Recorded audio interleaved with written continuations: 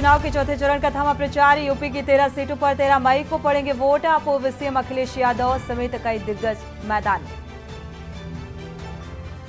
चौथे चरण की वोटिंग को लेकर सील की गई भारत नेपाल सीमा का बहराइच का रूपडीहा बॉर्डर इमरजेंसी सेवा रहेगी बहाल। कानपुर में सीएम योगी आदित्यनाथ की चुनावी हुंकार। सपा और कांग्रेस पर बोला हमला। कहा एनडीए गठबंधन को पाकिस्तान की चिंता, देश में मोदी लहर। औरैया में अखिलेश यादव ने किया रोड शो। बोले कोई वर्ग नहीं बचा जिसे सरकार ने अपमानित नहीं किया। यूपी दौरे पर उत्तराखंड के सीएम धामी। बहराइच में बाइक रैली में शामिल हुए सीएम धामी। विपक्ष पर बोला हमला। और मौसम का बदला मिजाज। लखनऊ में तेज आंधी, सहारनपुर में बारिश ने गर्मी में राहत। 62 जिलों में बारिश का अलर्ट। आप देख रहे हैं के न्यूज, खबरों का सारथी। खबर उत्तर प्रदेश के साथ में सूरी चौहान से दिल्ली का रुख कर लेते हैं, जहां पर रोड शो करते हुए नजर आ रहे हैं दिल्ली के सीएम अरविंद केजरीवाल। साउथ दिल्ली को साधने की पूरी कोशिश इस रोड शो के जरिए होती हुई नजर आ रही है। क्या कुछ कह रहे हैं, सुनिए जरा।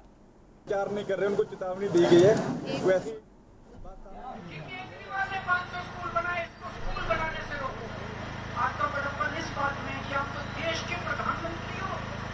केजरीवाल 500 स्कूल दिल्ली में बना रहा है, पूरे देश के अंदर 5 लाख स्कूल बनाओ, इसमें बड़ा क्या हमारे काम लोग। ये देश के लिए अच्छी बात है। ये तानाशाही है और इसी तानाशाही के खिलाफ लड़ना है और इसी तानाशाही के खिलाफ लड़ रहा हूं। आज मैं तन मन धन से संघर्ष कर रहा हूं इस तानाशाही के खिलाफ। लेकिन मुझे आप लोगों का साथ चाहिए, आप लोगों का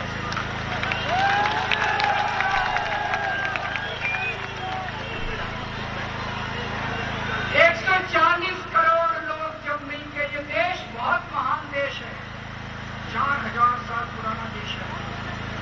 नाम देखो सही राम, जिन्होंने इस देश के ऊपर तानाशाही करने की कोशिश की, लेकिन इस देश ने कभी कबूला नहीं किसी तानाशाह की तानाशाही नहीं चलनी चाहिए। इस देश की जनता ने जितने तानाशाह जनता ने उखाड़ के अंदर तख्ता पलट दिया। आज अपने को देश को तानाशाही से बचाना है। आप सब लोगों का साथ मांगना।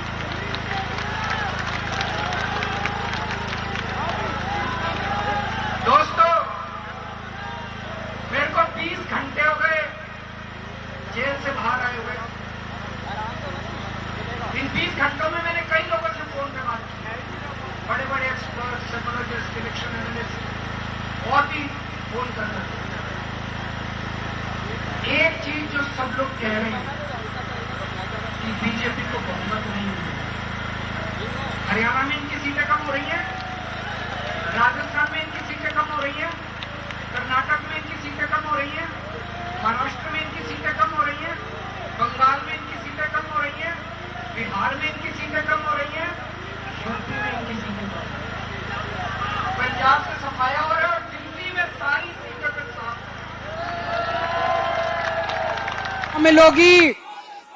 दिल्ली को पूर्ण राज्य का दर्जा दिला के रहेंगे दोस्तों, दिल्ली पूर्ण राज्य बनेगा।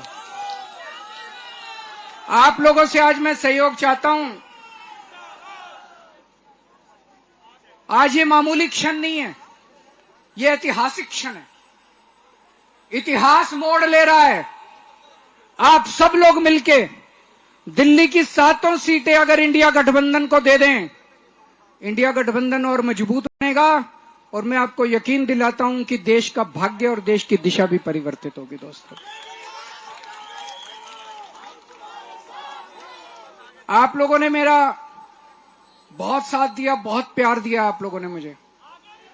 पिछले जन्म में मैंने बहुत पुण्य किए होंगे, जो आप लोगों का इतना प्यार, इतनी मोहब्बत मिल रही है। अपने आप को बहुत सौभाग्यशाली समझता हूं। आज भी इतनी भारी संख्या में आप सब लोग आए हैं, आपका तहे दिल से बहुत बहुत शुक्रिया। भारत माता की।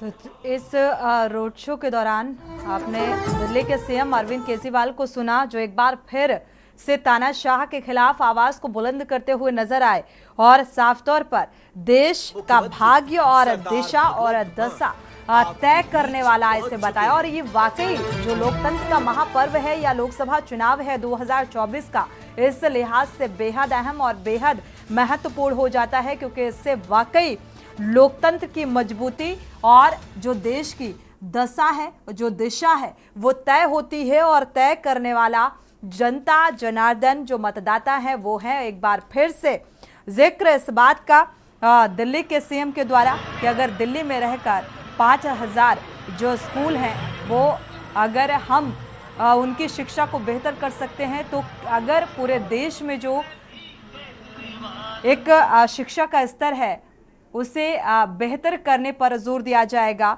वो तमाम अहम बातों का जिक्र करते हुए नजर आए। बढ़ते आगे खबर लखनऊ से है, जहां चौथे चरण के लिए अब 13 मई को 13 सीटों पर मतदान होना है। और आपको बता दें कि जिन 13 सीटों पर मतदान होगा वहां चुनाव प्रचार थम गया है। 13 मई को शाहजहांपुर, खीरी, धरौरा, सीतापुर, हरदोई, मिश्रिक, उन्नाव, फर्रुखाबाद, इटावा, कानपुर, कन्नौज, अकबरपुर और बहराइच में मतदान होना है। चौथे चरण में 13 सीटों पर 130 प्रत्याशी जो हैं वो चुनावी मैदान में है। 13 सीटों पर सभी राजनीतिक दलों ने अपनी पूरी ताकत झोंक दी है। चौथे चरण की हॉट सीट की अगर बात की जाए कन्नौज की, तो पूरे प्रदेश की नजर है इसमें। और आपको बता दें कन्नौज से पूर्व मुख्यमंत्री सपा सुप्रीमो अखिलेश यादव चुनावी मैदान में है।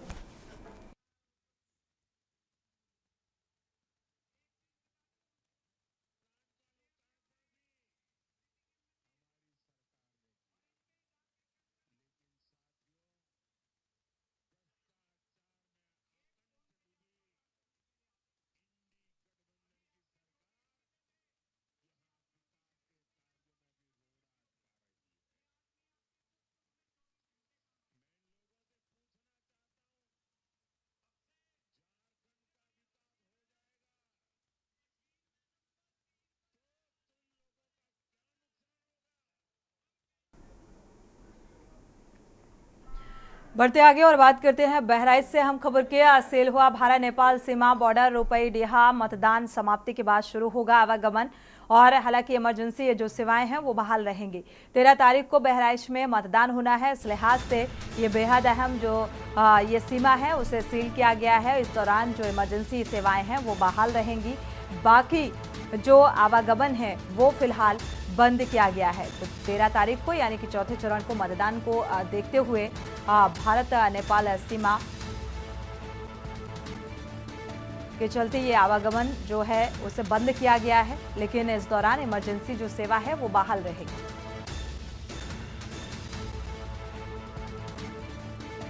तो 13 तारीख को बहराइच में मतदान होना है और इसी को देखते हुए भारत नेपाल सीमा को सील किया गया, यानी कि एक कड़ी निगरानी सुरक्षा के दृष्टिकोण से। और इस बीच चेकिंग अभियान भी चलाया जा रहा है। लखनऊ से अहम खबर आपको बता दें, इंडिया गठबंधन की संयुक्त रैली कल है। अखिलेश यादव और राहुल गांधी मौजूद रहेंगे। इस रैली में मोहनलालगंज सीट के प्रत्याशी आर.के. चौधरी के लिए वोट की अपील करेंगे। संयुक्त रैली के बाद बाराबंकी में प्रचार प्रसार करेंगे और बाराबंकी सीट से प्रत्याशी तनुजा पुनिया के लिए वोट की अपील करेंगे।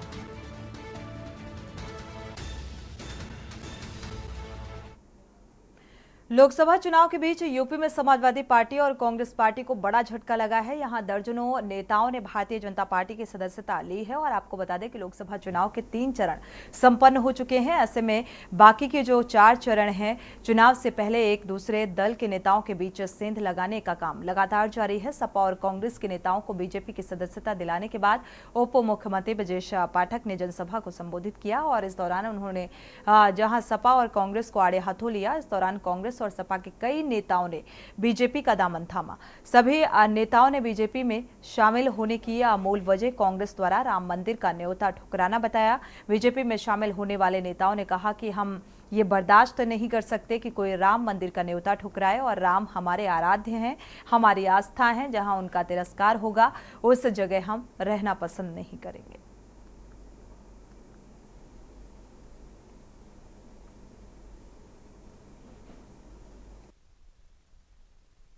भारतीय जनता पार्टी में कई विभिन्न दलों के नेता जो है आज पार्टी को ज्वाइन कर रहे हैं और इसी में प्रदीप सिंह बब्बू जो है आज भारतीय जनता पार्टी को ज्वाइन किया है। इन्होंने करीब 28 साल का कैरियर रहा समाजवादी पार्टी से। एक तरफ पीडीए लेकर कांग्रेस समाजवादी पार्टी चल रहे थे, फिर भी आप छोड़ के चले हैं। नहीं, क्योंकि पीडीए ही पूरा समाज नहीं है। मुझे लगता है कि पीडीए के अलावा भी समाज है। पीडीए का स्वागत है हर जगह। पीडीए एक ऐसा वर्ग है। कांग्रेस पार्टी में अपनी बात बारीकी से रखने वाले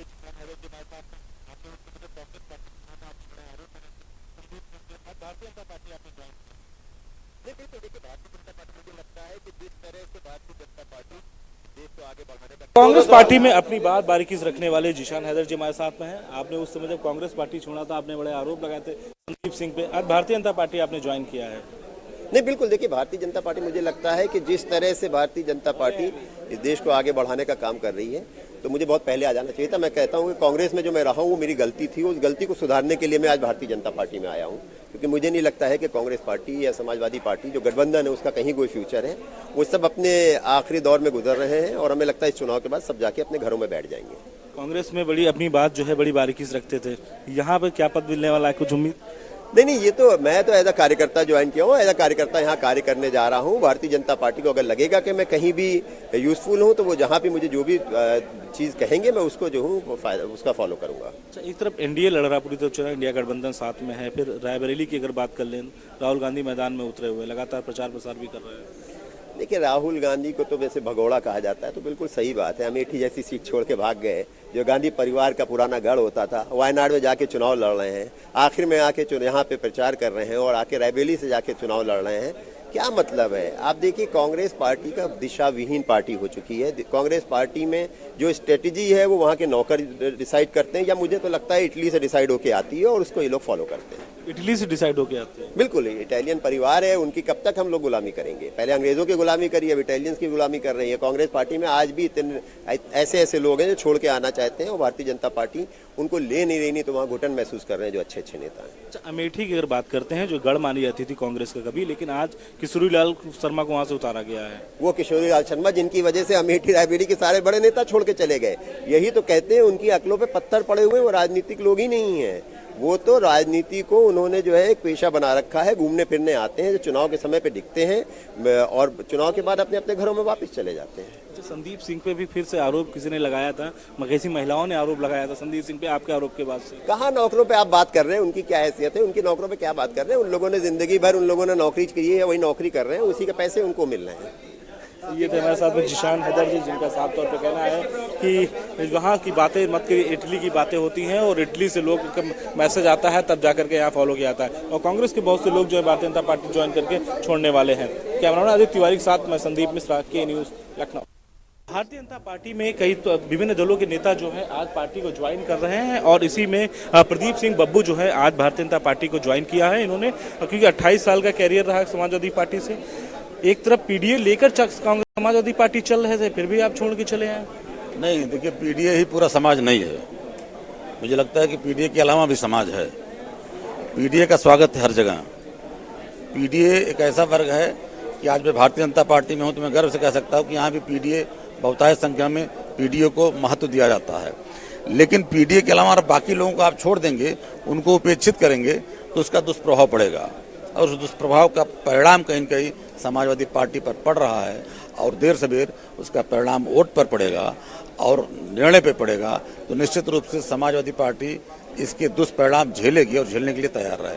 28 साल तक आपने साथ में रहा, समाजवादी पार्टी के साथ रहे आप, अचानक जब चुनाव आया तब आपने बदल के भारतीय जनता पार्टी में आ गए आप? देखिए, चुनाव आज आया है, उसके पहले मुझे लगता है कि 28 साल में मैं जहाँ तक देख रहा हूँ तो 7 में चुनाव आया, 12 में चुनाव आया, 17 में चुनाव आया, 19 में चुनाव आया, बीच में 14 में चुनाव आया, 22 में चुनाव आया, लेकिन मैंने पार्टी नहीं छोड़ी थी।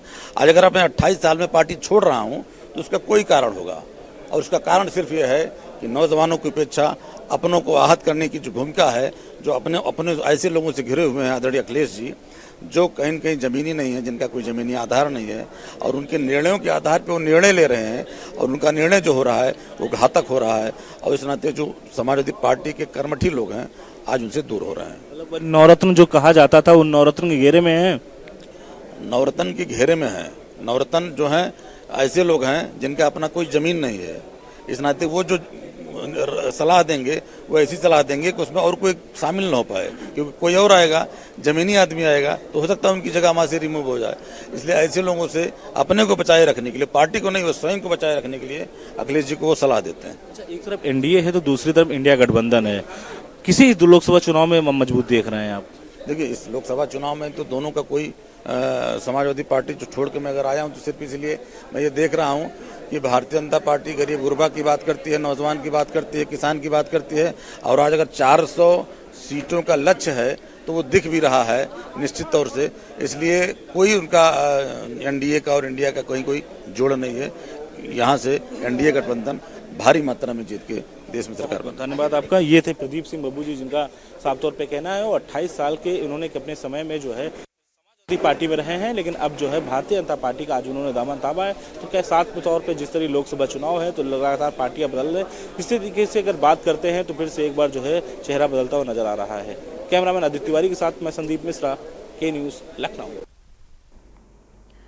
बढ़ते आगे रुक करते हैं अगली खबर का। ऑल इंडिया मुस्लिम जमात के राष्ट्रीय अध्यक्ष मौलाना मुफ्ती शहाबुद्दीन रजवी ने एक बार फिर सपा प्रमुख अखिलेश यादव पर निशाना साधा है। फारूक अब्दुल्ला को भी निशाने पर लिया। मौलाना ने कहा कि ये दोनों नेता मुसलमानों को डराने का काम कर रहे हैं और ऑल इंडिया मुस्लिम जमात के राष्ट्रीय अध्यक्ष मौलाना मुफ्ती शहाबुद्दीन रजवी ने कहा कि लोकसभा चुनाव के चलते रोजाना नए मुद्दे सामने आ रहे हैं। सियासी दलों से जुड़े लोग मुसलमानों को डराने में लगे हुए हैं और इनमें से खासतौर पर जम्मू कश्मीर के पूर्व मुख्यमंत्री फारूक अब्दुल्ला और सपा प्रमुख अखिलेश यादव। मौलाना ने कहा कि ये दोनों नेता अपनी चुनावी सभाओं में मुसलमानों को डराने का काम कर रहे हैं। भारत में मुसलमानों को डराने की जरूरत नहीं।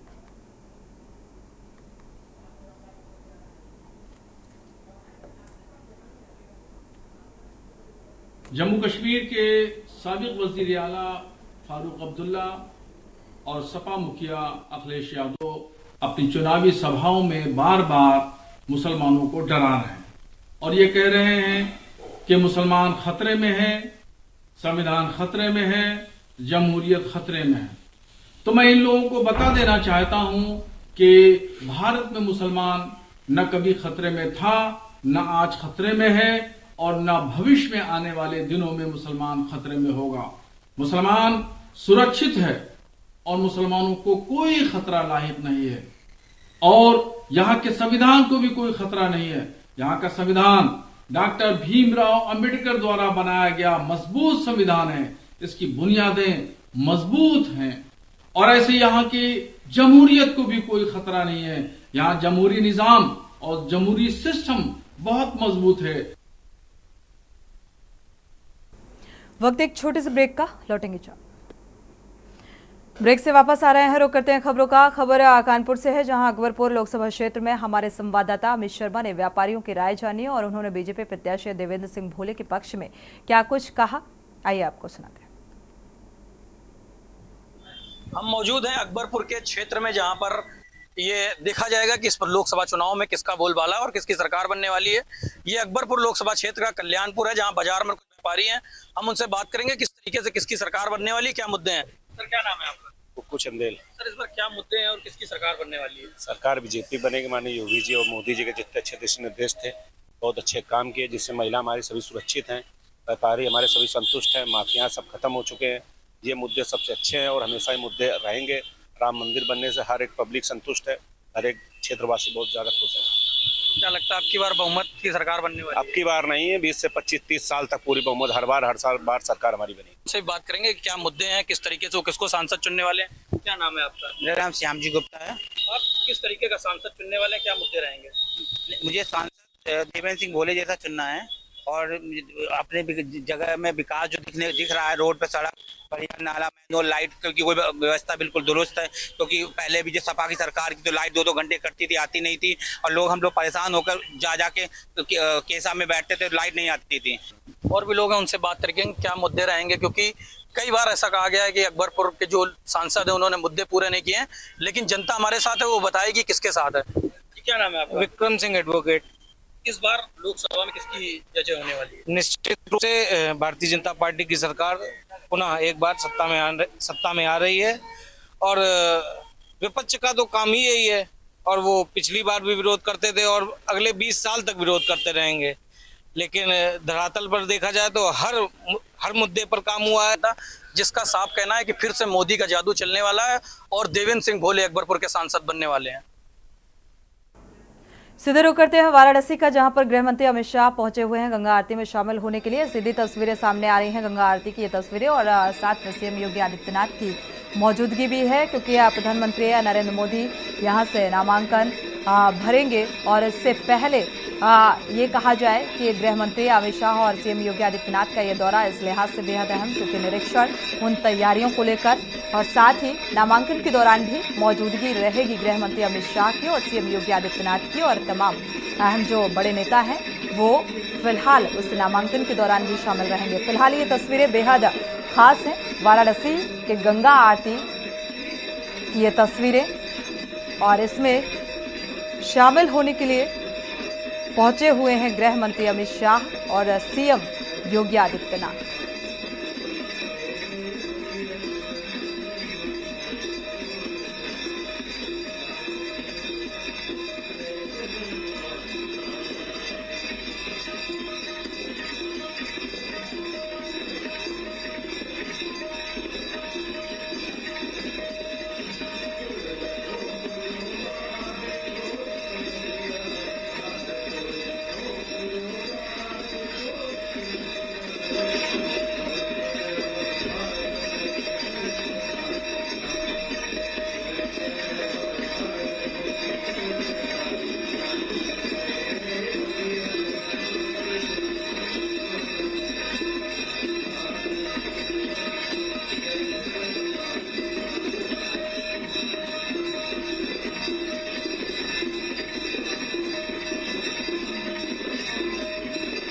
फिलहाल 14 तारीख को पहुंचेंगे प्रधानमंत्री नरेंद्र मोदी, नामांकन भरेंगे और उससे पहले सीएम योगी आदित्यनाथ और साथ में गृह मंत्री अमित शाह पहुंचे हुए हैं। इस वक्त गंगा तट में मौजूदगी यानी कि गंगा आरती में शामिल हुए हैं। आप ये सीधी तस्वीरें इस वक्त आप देख पा रहे हैं। तो इस दौरान उन तमाम जो तैयारियां हैं उनका जायजा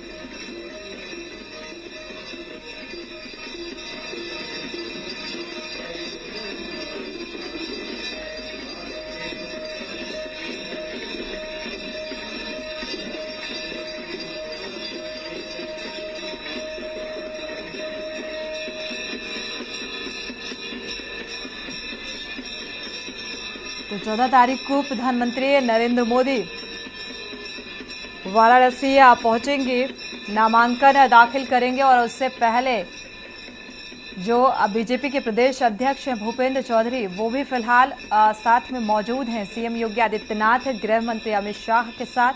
और ये गंगा आरती की तस्वीरें और नामांकन से ठीक पहले पहुंचे हुए हैं सीएम योगी आदित्यनाथ और गृह मंत्री, साथ ही बीजेपी के प्रदेश अध्यक्ष की मौजूदगी, क्योंकि 14 तारीख को प्रधानमंत्री नरेंद्र मोदी पहुंचेंगे और नामांकन दाखिल करेंगे। और उससे ठीक पहले उन तमाम तैयारियों को लेकर भी ये दौरा गृह मंत्री और अमित शाह का बेहद अहम माना जा रहा है।